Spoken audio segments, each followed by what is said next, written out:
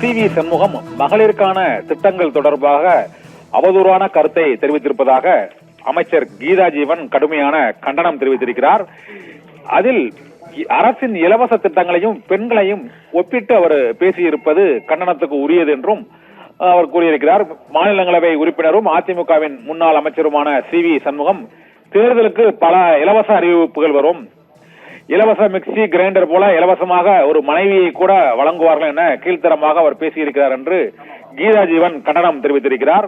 ஏற்கனவே தமிழக அரசின் திட்டமான விடியல் பயணம் திட்டத்தை லிப்ஸ்டிக் பூசிய பேருந்துகள் என்று அதிமுகவின் பொதுச் செயலாளர் எடப்பாடி பழனிசாமி விமர்சித்திருந்த நிலையில் அவருடைய கட்சியில் உள்ள மாநிலங்களவை எம்பியும் முன்னாள் அமைச்சருமான சி.வி. சண்முகமும் அதே போன்று மகளிருக்கான திட்டங்களை விமர்சித்து அவர் பேசியிருப்பது கண்டனத்துக்கு உரியது என்று கூறியிருக்கிறார்.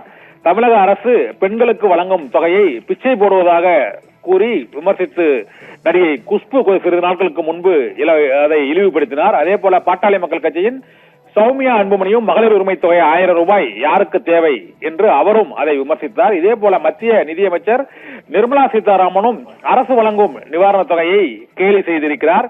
இத்தகைய நடவடிக்கைகளால் நாடு முன்னேறாது என்று அவர்கள் தெரிவித்த கருத்தையும் இப்போது சி.வி. சண்முகம் தெரிவித்துள்ள இந்த கருத்தையும் ஒப்பிட்டு கடுமையான கண்டனத்தை அவர் தெரிவித்திருக்கிறார்.